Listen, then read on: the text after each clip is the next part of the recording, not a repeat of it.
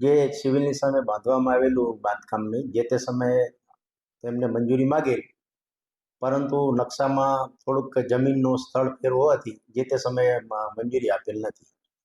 2 વખત નોટિસો આપવામાં આવેલ છે, પરંતુ હું કોર્ટમાં કેસ હોવાથી